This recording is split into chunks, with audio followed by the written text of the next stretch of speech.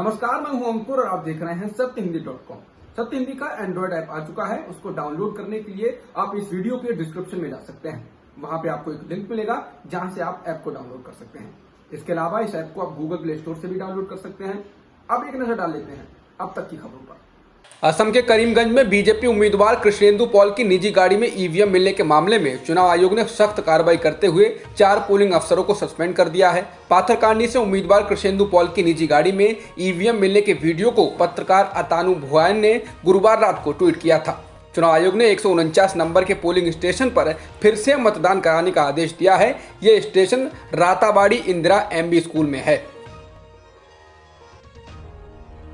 असम में बीजेपी उम्मीदवार की कार से ईवीएम मिलने के बाद कांग्रेस नेता रणदीप सुरजेवाला ने चुनाव आयोग पर निशाना साधा है। सुरजेवाला ने कहा है कि बीजेपी उम्मीदवार कृष्णेंदु पॉल की कार से ईवीएम क्यों बरामद हुई, सुरक्षा अधिकारियों के बगैर ईवीएम क्यों लेकर जा रहे थे, जबकि ईसीआई के मैंडेट का सीधे तौर पर यह उल्लंघन है। क्या कालाकाई गांव वोटरों ने बूथ से ईवीएम के गायब होने की शिकायत की थी? इस बारे में क्या जांच हुई और क्या कार्रवाई की गई? क्या कुछ संदिग्ध अधिकारी डिब्रूगढ़ में स्ट्रांग रूम के अंदर पाए गए थे जहां ईवीएम रखी गई थी? इस मामले में क्या कदम उठाए गए हैं? चुनाव आयोग की गाड़ी खराब होने वाली खबर पर कांग्रेस नेता प्रियंका गांधी ने कहा है कि यह स्क्रिप्ट है। चुनाव आयोग की गाड़ी खराब हुई तभी वहां एक गाड़ी प्रकट हुई। गाड़ी भाजपा की प्रत्याशी की निकली। मासूम चुनाव आयोग उसमें बैठकर सवारी करता रहा।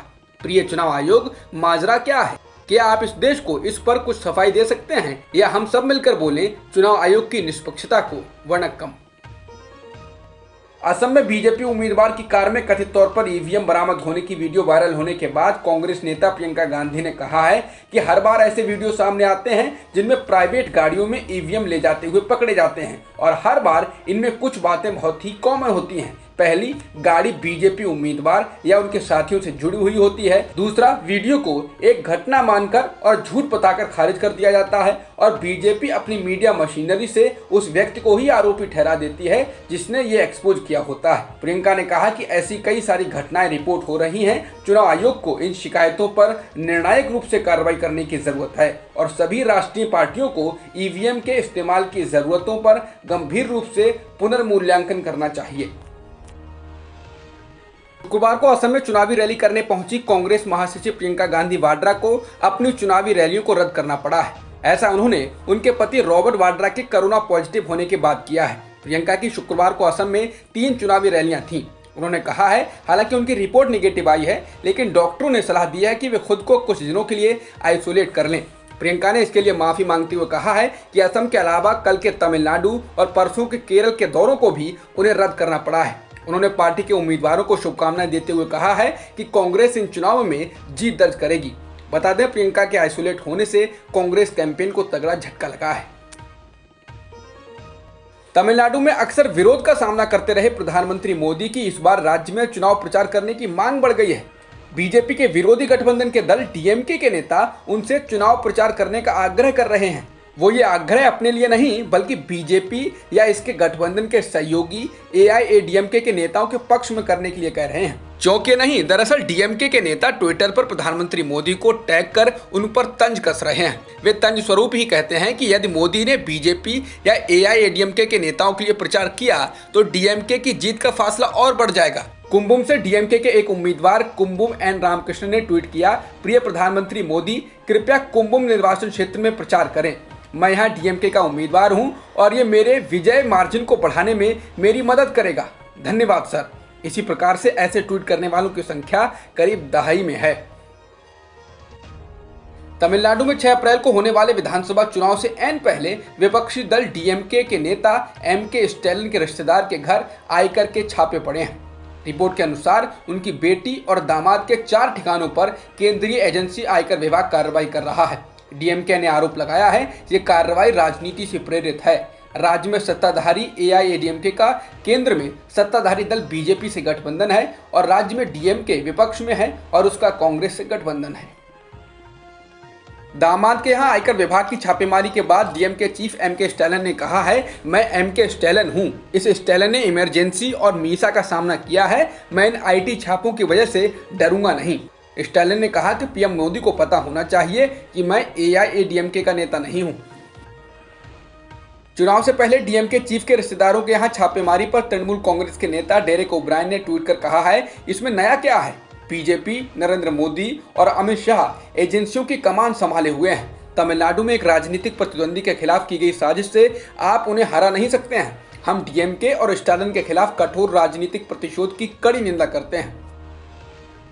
प्रधानमंत्री नरेंद्र मोदी ने शुक्रवार को केरल में सत्तारूढ़ एलडीएफ और विपक्षी यूडीएफ पर हमला करते हुए कहा है कि केरल की जनता दोनों मोर्चों से तंग आ चुकी है और अब बीजेपी के विकास के एजेंडे को पसंद कर रही है। पीएम मोदी ने कहा कि केरल की जनता यूडीएफ और एलडीएफ से कह रही है कि अब बहुत हो चुका। केरल के लोग एनडीए के विकास के एजेंडे को चाह रहे हैं। वे हमारे कार्यक्रमों और नीतियों से खुद को जुड़ा महसूस करते हैं। पीएम मोदी केरल के पठानमथिट्टा जिले के कोनी में एक रैली को संबोधित कर रहे थे। केंद्रीय मंत्री अमित शाह ने पश्चिम बंगाल के सीताकुची में रैली को संबोधित करते हुए ममता बनर्जी पर हमला बोला है। गृह मंत्री ने कहा, यह तय हो गया है कि 2 मई को दीदी जा रही हैं और उत्तर बंगाल के अच्छे दिन आ रहे हैं। शाह ने कहा कि दीदी 3T मॉडल पर सरकार चला रही हैं, तानाशाही, टोलाबाजी और तुष्टीकरण, जबकि मोदी जी 3V पर सरकार चलाते हैं, विकास, विश्वास और व्यापार। शाह ने कहा कि एक बार बंगाल में हमारी सरकार बनवाइए, बंगाल में हिंसा की राजनीति को हम खत्म कर देंगे। हम 3V के आधार पर बंगाल का विकास करेंगे।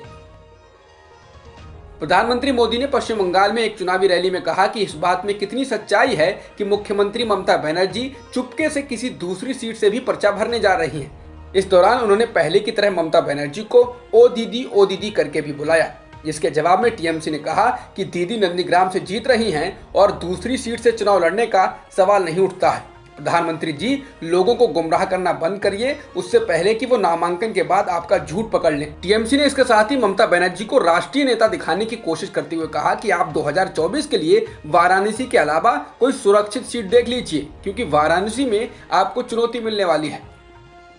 उद्योगपति मुकेश अंबानी के घर एंटीलिया के बाहर विस्फोटक से लदी कार मिलने के केस में गिरफ्तार किए गए एनकाउंटर स्पेशलिस्ट सचिन वाजे से एनआईए की पूछताछ जारी है। अब एनआईए ने कहा है कि वाजे के लिए एक व्यापारी ने 100 दिनों के लिए मरीन ड्राइव में एक 5 सितारा होटल में कमरा बुक कराया था। यहीं से वाजे कथित जबरन वसूली रैकेट चलाता था।